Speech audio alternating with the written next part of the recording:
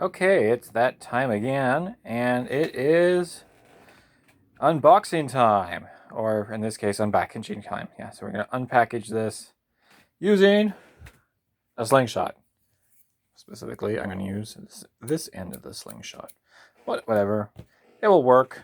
Now, I was actually expecting 2 packages recently, so I'm actually not sure what's in this one. I'm pretty sure it's the one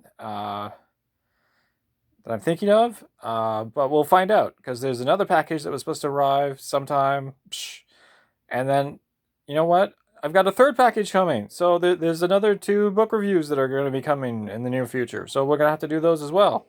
But for now, we're going to open this one. We're going to start with the knee technique, just to hold that down. Some of you may recognize these shorts from a previous video. And we're going to just rip that open there.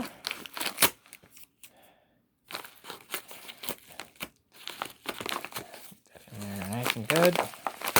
There we go. Rip, rip, rip. All done. Ta-da! With the blunt end. The blunt end of a slingshot. There you go. Proof that it can pretty much be done with anything. So let's see what we got in here. Number 1. Imaro by Charles Saunders. What else we got in here? The Unbreakable Arrow, a short story by Charles Moffat. And Imaro 2, The Quest for Cush. I'm not sure if it's supposed to be pronounced Cush or Cush. I'm really not sure. But, yeah, they're both by Charles Saunders. Now, the sad thing about this particular author is that he died just recently. Just a little bit more than a week ago. So it's unfortunate because he's also here in Toronto. He's a Toronto author like I am, and I've been actually wanting to meet him and maybe ask him questions about his career and everything. And I think it would have been interesting to actually have done that. Unfortunately, that's never going to happen now. But I did buy these 2 books of his.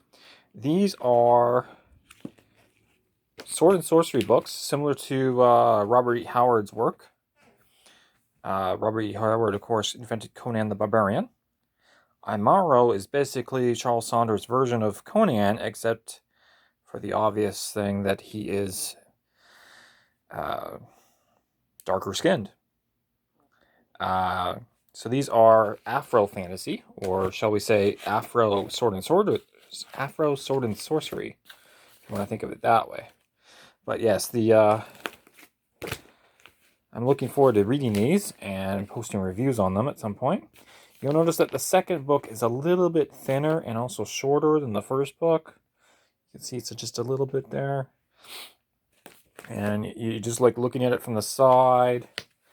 The first book is definitely bigger. It's also not quite as wide. It's a little bit less wide. So they've made the second book smaller in multiple ways. I have a feeling it's got a lot less words and pages comparatively. If we look here, it's like 210 pages.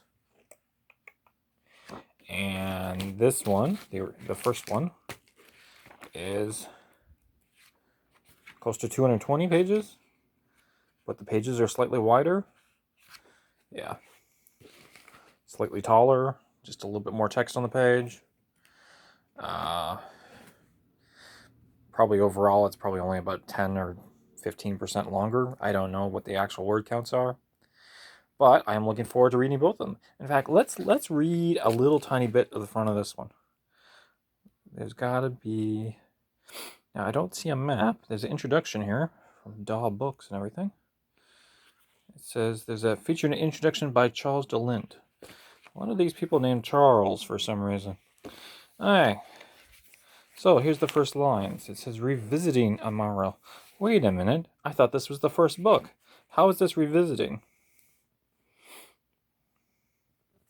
Okay, so maybe he added more to it. That's possible. That's the thing that authors do sometimes. So this might actually be like a second edition version, where he's gone back and he's added things to it. So it says there, among them will come the child of wonder, and they will know him not. Okay, so it's got some religious undertones there. This looks very good. Yeah, looking forward to reading this. All right. Now, my other book here, this one came out on September 1st.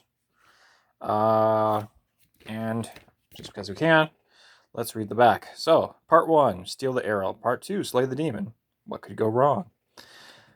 A wandering stranger arrives in a village with no name, hidden in the woods, east of the abandoned village of Millcrest. After resting for the night, the stranger is greeted by a Zarsian priest wishing to hire him, promising him a fortune if he can bring back the legendary Unbreakable arrow and use it to slay a demon. The catch? The arrow is repeatedly in a cave belonging to a dragon. Plus, Zarsians are hardly the most trustworthy people to work for in the first place. Yeah. So this is one of my Wolfric the Wanderer stories. I've written quite a few of these now. And I really enjoy writing these. They're basically just short stories, and I really enjoy writing them. But it's a case of I like to have the physical copies of them as well. Like obviously a lot of my sales comes from ebooks, but having the physical copies is really enjoyable just to have.